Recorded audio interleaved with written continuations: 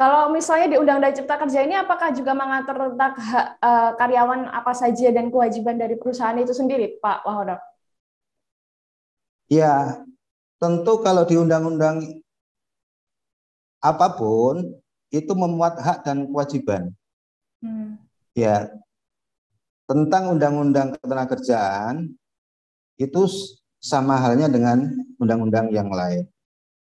Jadi bagi pengusaha itu dia berkewajiban maupun ada hak terhadap eh, apa yang diatur di undang-undang. Kemudian pekerja juga ada kewajiban maupun hak yang diatur di undang-undang. Di antaranya bahwa pemberi kerja itu harus minimal itu harus memberikan pekerjaan, kemudian memberikan upah, kemudian memberikan jaminan sosial yang diatur di syarat-syarat kerja. Itu minimal itu.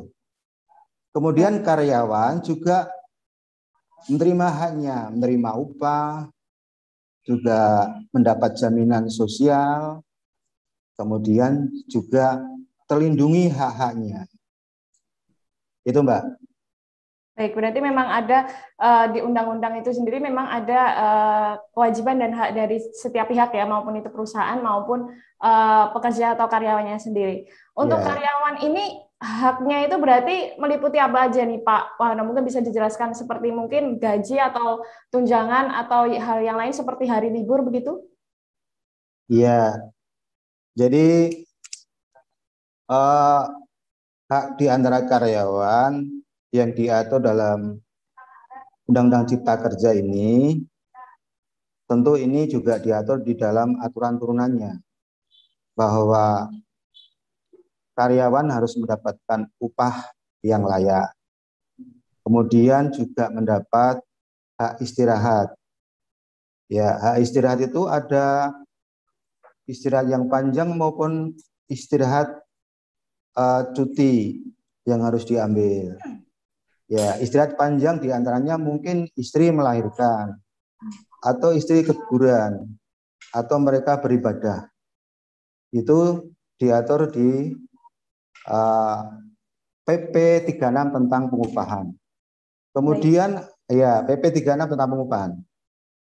Kemudian bahwa di PP 36 itu juga ada perlindungannya tentang hak-hak karyawan yang diberikan oleh perusahaan tadi. Contoh misalkan, ya pekerja itu harus diatur waktu kerjanya.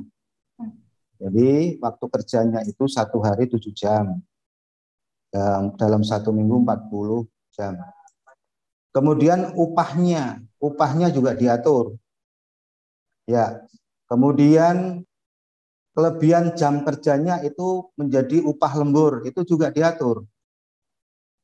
Kemudian manakala berhalangan untuk tidak bekerja, upah harus dibayar. Itu juga diatur. Berhalangan untuk bekerja itu contohnya misalkan karyawan mengambil cuti. Kemudian karyawan dalam tugas negara. Kemudian karyawan ditunjuk untuk mengikuti pendidikan oleh perusahaan. Itu berhalangan untuk masuk kerja dan itu dibayar. Dan karyawan juga menjalankan tugas-tugas yang lain seperti tugas serikat pekerja maupun tugas-tugas yang lain. Terus itu Mbak. Baik. Ini kan tadi memang ada hak yang diterima dari seorang karyawan ini termasuk halnya upah atau gaji nih ya Pak Wahono ya. Misalnya kalau jika gaji ini tidak sesuai dengan kontrak atau mungkin tidak sesuai dengan UMR daerahnya begitu. Menurut Pak Wahono selaku praktisi hukum ini, apakah ini diperbolehkan ketika memang gajinya ini tidak sesuai dengan kontrak? Iya. Bahwa ketika gaji itu tidak sesuai kontrak, jadi itu ada satu peristiwa hukum ya. di dalam penandatanganan kontrak kerja atau perjanjian kerja dalam waktu tertentu, itu pasti tentu harus minimal memuat itu jabatan atau golongan, kemudian upah, kemudian pekerjaan yang diperjanjikan, kemudian tempat, alamat, identitas diri masing-masing pihak. Nah, ketika